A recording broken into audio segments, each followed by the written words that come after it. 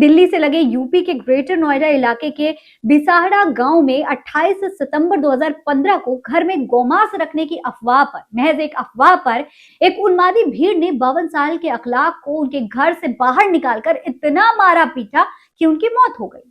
अखलाक के बेटे दानिश को भी इस घटना में गंभीर चोटें आई थी, लेकिन आज तक उनके परिवार को इंसाफ नहीं मिला। इसमें एक आरोपी स्थानीय बीजेपी नेता संजय राणा का बेटा विशाल भी है। साल 2016 में एक अभियुक्त रवीन सिसोदिया की जेल में मौत हो गई थी। फिलहाल बाकी 18 जो आरोपी थे वो जमानत पर बाहर है।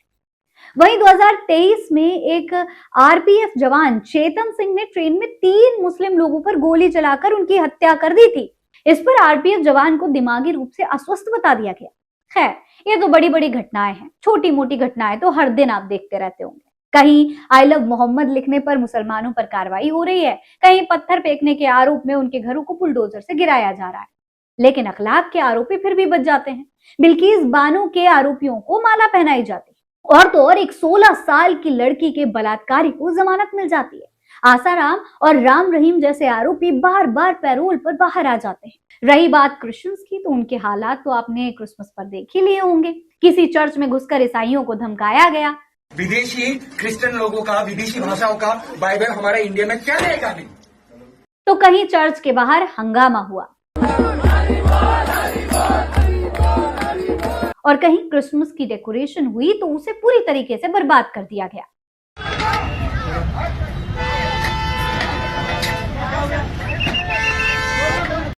आरोप वही है कि क्रिश्चियन धर्मांतरण करवाते हैं, पैसे देकर लोगों को कन्वर्ट करवा रहे हैं। लेकिन सवाल यह है कि आखिर पैसे लेने वाले ले क्यों रहे हैं?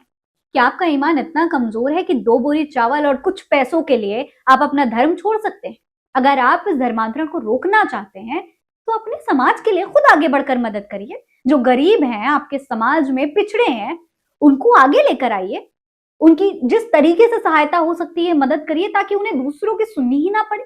इस देश में गरीबी खत्म करने की मांग करिए, रोजगार की मांग करिए, ताकि कोई किसी की गरीबी का फायदा ना उठा पाए। अपने धर्म को खुद पढ़िए और दूसरों को भी पढ़िए और समझाइए कि क्या सही और क्या गलत। दोस्तों, अगर आप इस बात को जरा ध्यान से समझने की कोशिश करें तो आप समझ पाएंगे कि यहाँ गलती किसी एक धर्म की नहीं है, न ही प्रताड़ित कोई एक धर्म हो रहा है, बल्कि सच तो ये है कि जहां जिसकी संख्या ज्यादा है वही हावी है।